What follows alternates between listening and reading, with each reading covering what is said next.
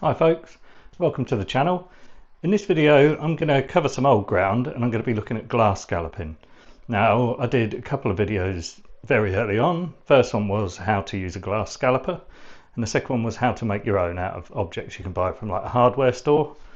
But recently quite a few people on the Facebook group have been buying a kind of Chinese version which you can get online for like £10 to £15 and have been having some problems with it. So what I've done is I've bought that Chinese version and I'm going to test it against the angel gilding tool that I've always used.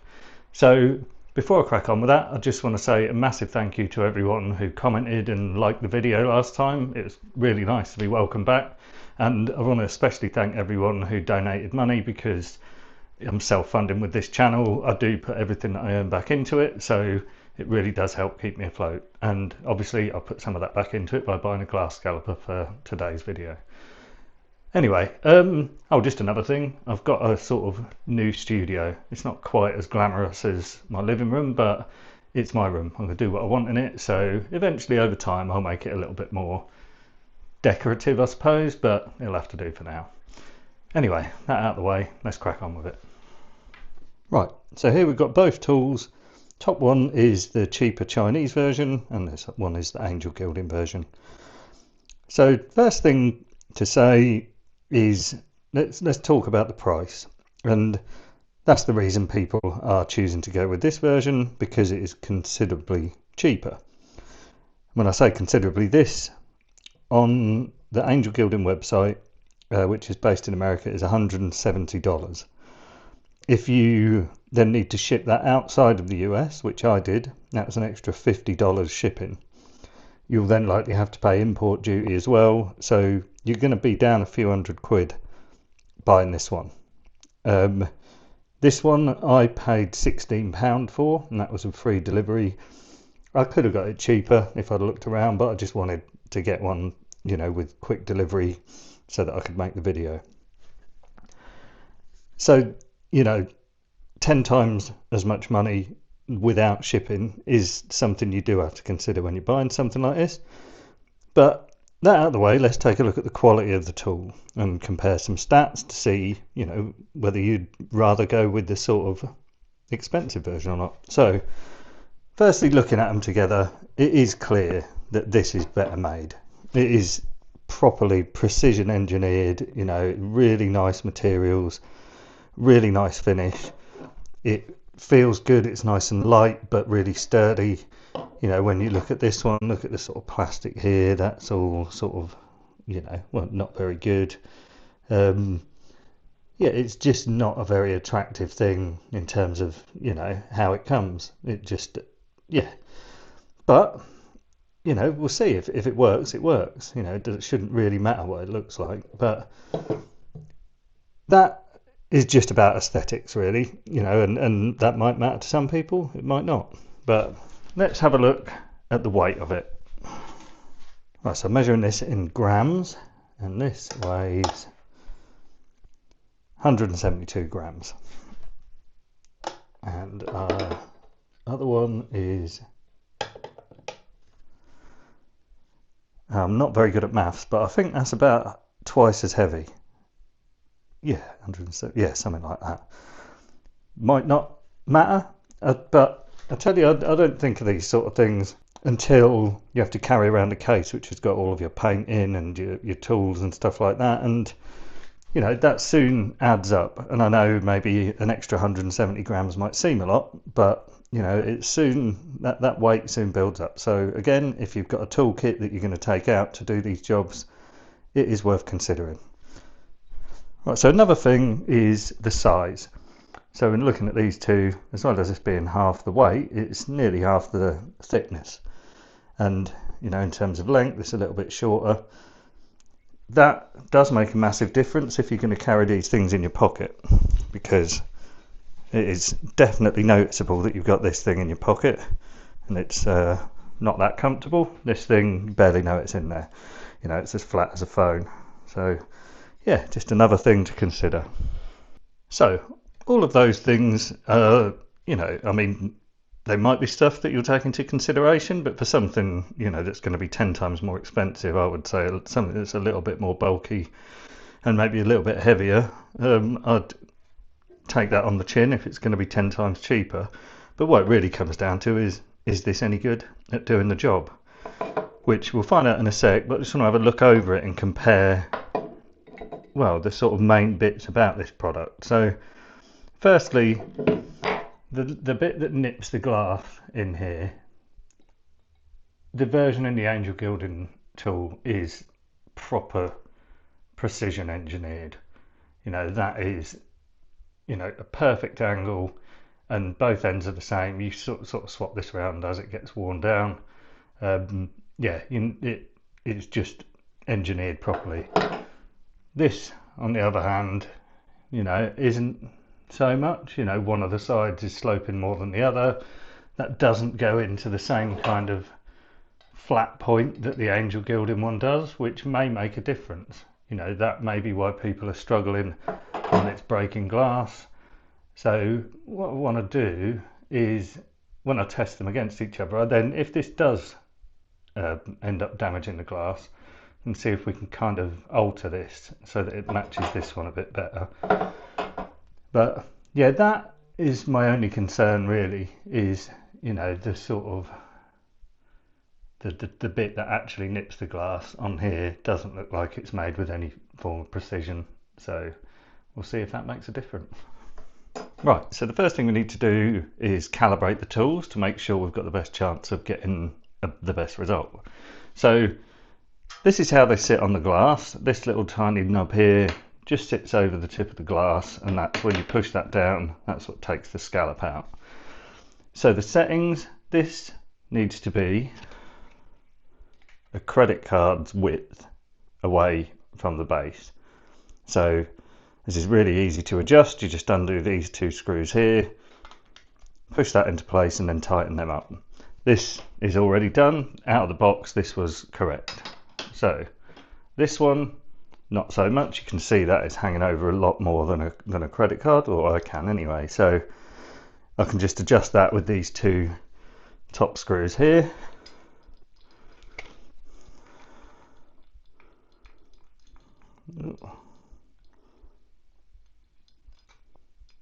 And then just tighten them.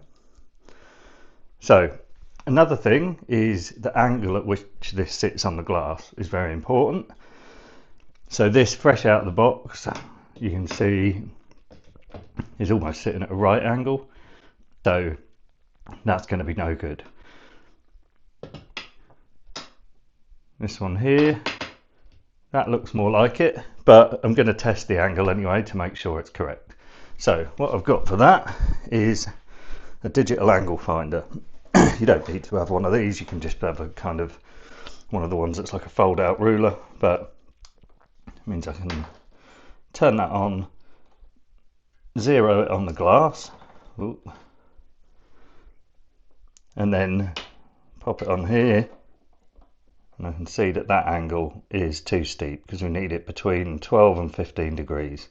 So again, that is an easy fix.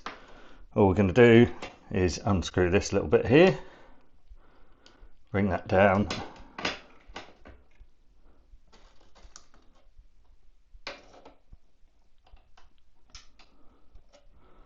keep that going.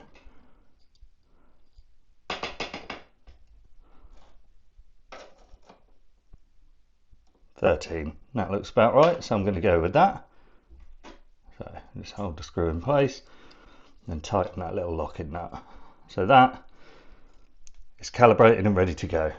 So I'll put this down here. So this one is going to be done with this nut here, and that's going to need to, what's that going to need to do? That's going to need to come up, I think, isn't it? Yeah, so the difficult thing with this though is there aren't a lot of flat areas to get that really accurate readout. So I have to sort of, well, do a little bit of guesswork here. So yet another thing to bear in mind. So that is about 15, but I want to go for the exact same. So let's bring that down a little bit. Well, going to take me a little while, I think, to really refine this. So let's come back once I've done that.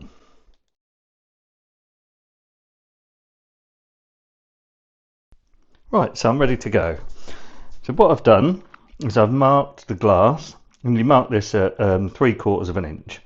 That is if you're using what I am, which is 6mm thick plate glass, also referred to as float glass. Whatever you do, don't do this with toughened glass. As soon as you nip it, it'll explode. So yeah, what I'm going to do is start in the middle, which is what you normally do. Measure it from the middle as well, because when you do that, you're going to get an even pattern when it gets to the corners. So I'm going to start in the middle with the angel gilding tool, which I know is good because I've used it for years. Now I'm going to go this way, and then I'm going to start from the middle with the Chinese tool. I'm going to do it on the same side because I want to see if there is, firstly, any difference in the actual chip pattern based on that sort of little nub bit being different. And if there is, then I'm going to kind of make a few adjustments to that tip. So, right, what we do is we put this, and I'm resting that on the first little mark that I've made. Now the technique for this, don't overthink this. You haven't got to be quick and snap it. You know, the way I kind of think of it is, if that was a bolt and you had a spanner and you were trying to undo it, you're just going to push down like that. You're not going to snap your wrist. You're not going to do it really, really fast, you know. So you want to be putting a decent amount of weight on here. This is hanging over the edge of a solid surface by about an inch. So just get it. And there we go. Just make sure you pick these up because these are lethal. I've got my steel toe cap sliders on luckily, so I'll be alright. So I'm just going to go along.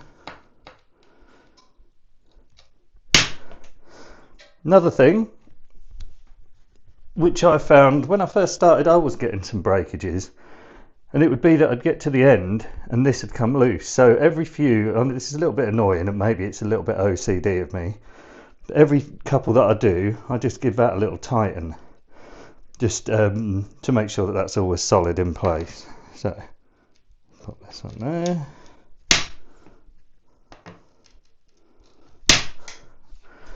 Pick these up as I go.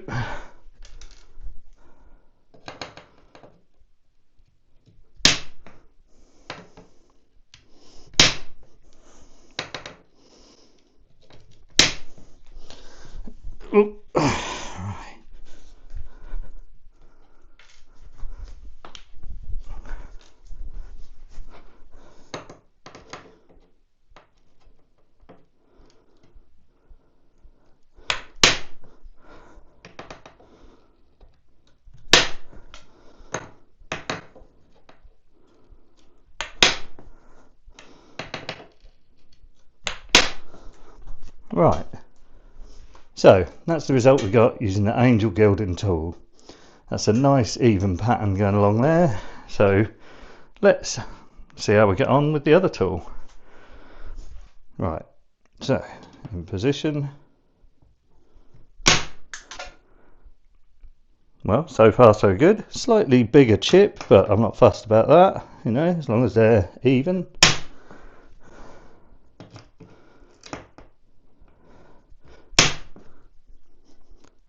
So that was already loose. That could be why people are struggling with this, because after 3 whacks down, this, yeah, had come loose. And then if that slides, you're going to end up with yeah, hanging too far over the glass and causing breakages. So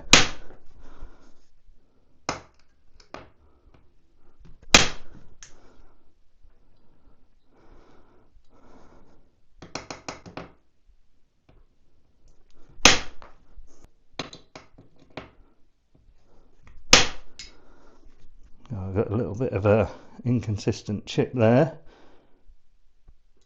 but I'm not too fussed about that.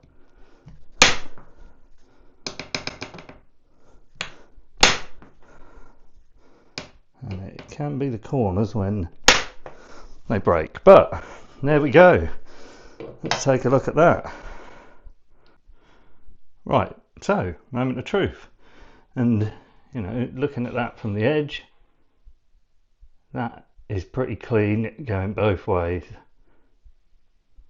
Let's look at the scallops and see how they are for consistency. You know, this is our angel gilding tool and they look really good, you know, and as you get to the middle, we're going to switch to the little Chinese tool, and although the scallops are marginally bigger, they're consistent. They look really nice. There is a very slight little imperfection there where it's taken a bit out of the glass, but I've had that before with the angel gilding tool. You know, at the end of the day, it's glass under pressure and stress, and you know, this is a pretty decent result. I mean, you know, looking at that from a distance, I don't think anyone's going to notice that there's a slight difference in size, but either way, that difference in size is consistent along. So I mean, I'm pretty impressed with that.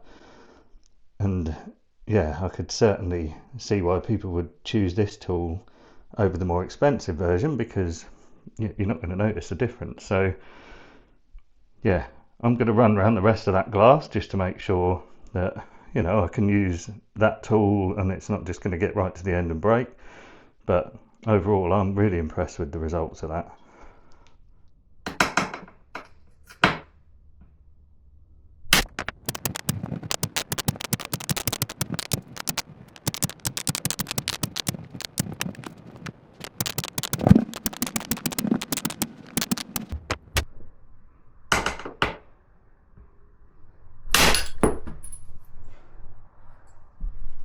So we've got about 3/4 of the way round and it's broken.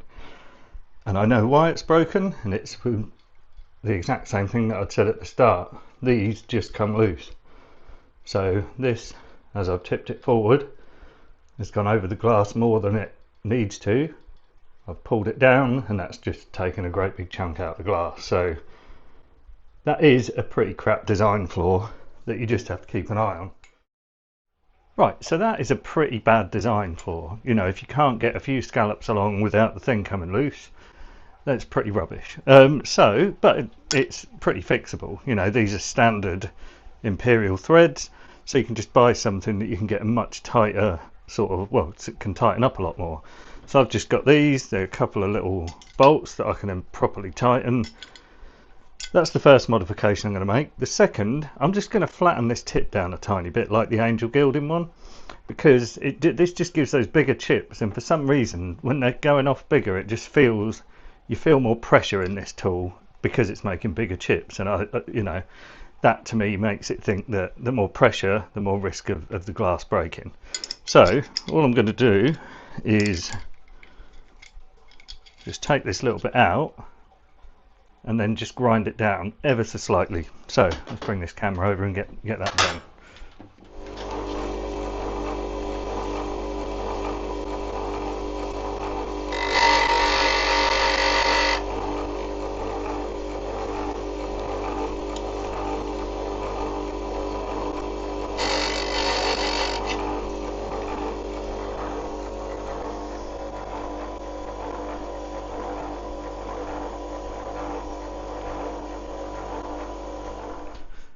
Okay, so there's a couple of little modifications to this, and not expensive ones. You know, a couple of bolts aren't going to cost you anything, and even if you haven't got a bench grinder, you know, a bit of fine sandpaper would do, just take a little bit longer. Another little bonus about what the modification I've just made as well is it gives us a kind of flat surface to put the angle finder in if you were going to use the digital angle finder. So anyway, what I really want to be finding out from this modification is if I can do a strip of scallops without having to touch these bolts, because I know this tool works. You know, I've been around 3/4 of that bit of glass and scalloped it. It was just that a malfunction in the tool made the glass break. Let's just see if the modification I made means that I haven't got to do that, or even if you have got to do it, maybe certainly less frequently. So let's give it a go.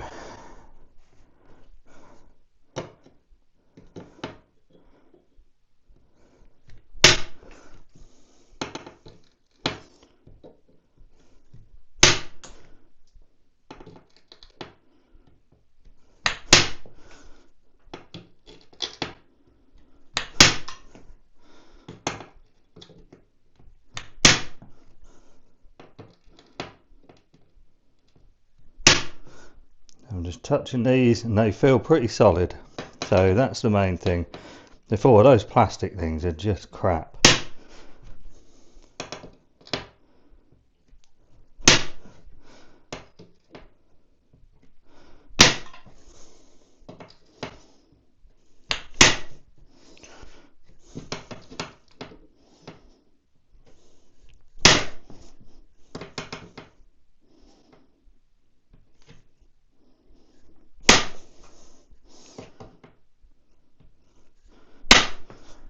Right, and that feels so much better.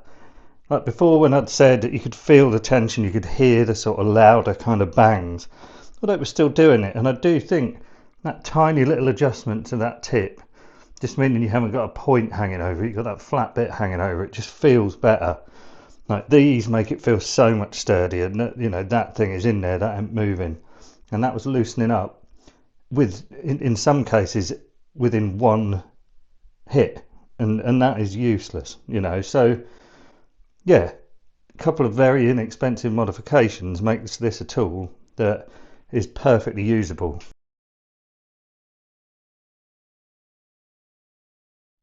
So I think that's a pretty thorough test, and for my own opinion on these two tools, this is going to win every time in terms of quality. This is just infinitely better than this, but it is very, very expensive.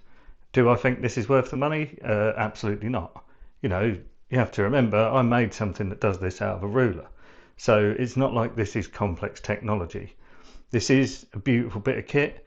It's much, much nicer to use. It's, you know, really well thought out. This is a very cheaply made knockoff, and it doesn't come with anything like instructions, or really it's not very easy to set up, but it's a tenth of the price. It's easy to modify to make it work exactly the same, so you can make your decision based on that. You know, I hope this video has been helpful. If you've enjoyed it, please subscribe to the channel and click the little thumbs up icon, and please share it with anyone else who you think might enjoy it. So till next time, cheers.